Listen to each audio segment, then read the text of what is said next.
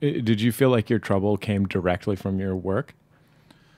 No, I had suffered from panic disorder for years and years, but only like once a year I would have a panic attack. But for some reason, once I started doing reality TV, they came a lot more frequently. As a story editor, that's like the reality television equivalent of a rough equivalent of a writer, right? Yeah. Well, you look at all the raw footage and piece together an episode. And the amount of work just sounds insane, because I've been involved in shows like that and seen the people doing that job and just felt so bad for them. You know, like I'm the consultant that just comes in and works for 2 hours and goes, that's funny, that's stupid, and then I leave. It's and then soul-sucking. some poor bastard has to sit there. Did you feel when you were doing that? Did you feel that kind of? Did you feel? I almost want to say like moral culpability, but like did? Oh yeah. Because it's such a strange thing, the way that a narrative is imposed upon this huge. And there's a lot of stuff that's done in post-production on those shows. You know, you'll actually have the actors come in and re-VO, which you can always tell. You can always hear the ADR in a reality show that just sounds like it's in a studio rather than outside. ADR is like the dialogue that's off camera that's recorded later. Well, it's if you have bad dialogue. We do this on Sarah's show too. If the sound isn't quite up to par, you have to go in later and try and match it up in the studio. Or in reality TV, you go in later and make a story in the studio. Brian, you had since your Mr. Show experience, you had a number of very kind of odd. You had a very odd variety of different kinds of gigs in between.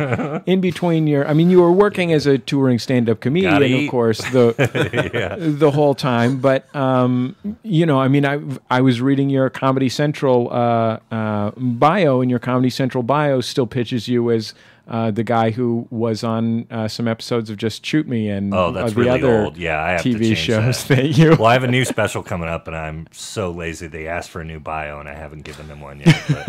But yeah, I really have to update that thing. But it's I am also known as the sitcom guy. But then I've taken a lot of behind-the-scenes writing gigs that I won't even admit to on air. I'm going to ask you to admit to at least one of them. Like, what is that? I know that if you get a reputation as a funny guy who can write some jokes, you can get a job on something where they just say, "Bring us 5 funny guys." Yeah. What kind of jobs have you worked on like that? Well, I did the Bad Man show. Not even the good one, not the one with Jimmy and Adam. Oh, the Bad Man show. Yeah. I thought Bad Man was like some new kind of Batman. I did, Batman and Robin. No, I did the Man show, but not the one that the people remember fondly. The other one. But that was like a couple days a week and working for friends. It was my friend Tom Giannis, director of the Tenacious D shorts, and really funny guy. And that was another thing where these gigs come easy, and I need it to feed my dogs, and you know, it's I think 2 days a week I won't want to shoot myself, so I go in and I take it. And what is the experience when you're working on a show like the Sarah Silverman Show, and you're working with friends? How is the experience different outside of just the, you know, it's your buddy, so it's nice to hang out with your buddies? Like, do you make different kinds of contributions artistically, or does it feel like you're involved in a different way? Yeah, and more so even this year, season 2, we both got to be in on the writing process, which we weren't last year. So, and then they're also really good, and they were last year with letting us, I think that's what you're asking, but letting us riff or talk about scenes with the director. I mean, that's the one thing of having a relationship with a guy like Rob Schraub, or when Liam Lynch comes in, you're already friends with that guy. So it's way more comfortable to go, hey, I don't like this, or what if we, you know, what if this ends like this, you know, things that you can't always do when you don't know the director. And that's been great.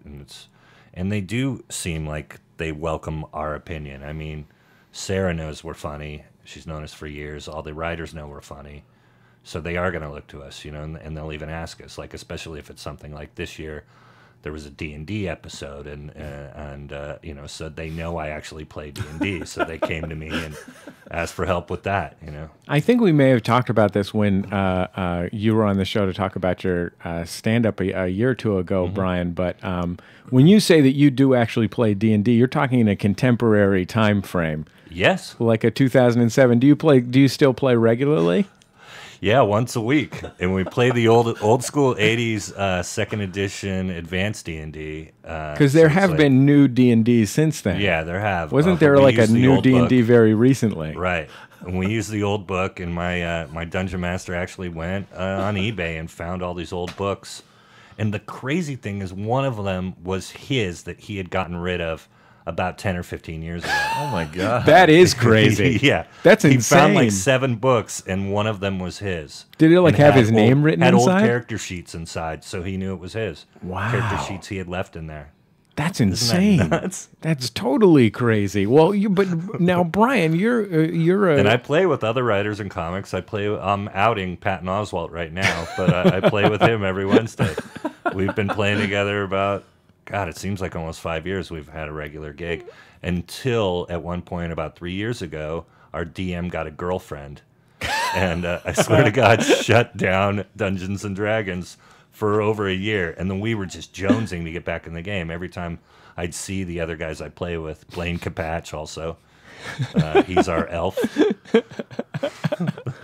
So we were dying for this guy to ditch his girlfriend and get the D&D game going again. Did any of you consider becoming the DM as Dungeon Master, the guy who guides you through the epic journey of swords and monsters? Right. I think Patton would have been best suited for that, but I'd be a crappy DM. I'd be awful. I would think Patton might get too excited about the opportunity to pile adjectives upon adjectives. Right. We were shooting this summer. It'd be a very wordy adventure if Patton took over. Brian came in one morning and he was like, it was like the day after one of their games, and he's like, oh man, all of our characters were killed off last night. He seemed really bummed out about it. He's like, couldn't believe it. We were all killed last night. Patton had been playing via speakerphone. Yeah, like somewhere else. Yeah, he was on the road somewhere, and that's awesome. Ridiculous. You're listening to The Sound of Young America. My guests are Steve Agee and Brian Posehn. They play the characters Steve and Brian, the romantically involved neighbors on the Sarah Silverman Program. Right now we're talking about Brian's real life Dungeons and Dragons playing habit. It's a... Now, did you ever play? I played. I had a babysitter when I was, when I was the age that you have a babysitter. You know, right. like in 15, up and yeah, 20, 21. Yeah. It was definitely it was at least 5 years before I moved out of my mom's house, so that would make it like 21, 22. No.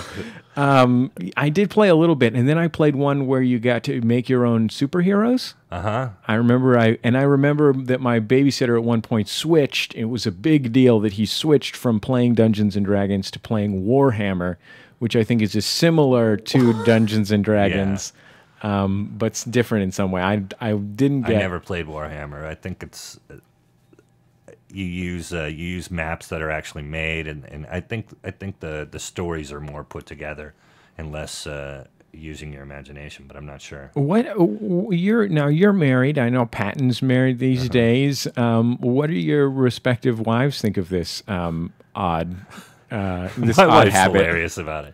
She always, I'll come home Wednesday night around 11 or midnight, and she'll go, "Did you win?" knowing that there's no winning in Dungeons and Dragons. There's no winning or losing. You just play forever till your character dies. But no, she thinks it's funny, and we're not at strip clubs, or we're not doing whatever else bored husbands do. We're just being silly, and she gets it. We call it nerd poker. That's the because it's my weekly thing, but it's not quite as cool as poker. Yeah, well, poker's not very cool anymore. Yeah, I'd say cooler, Dungeons and actually. Dragons is probably cooler than poker at this point. Let's talk a little bit more about working on the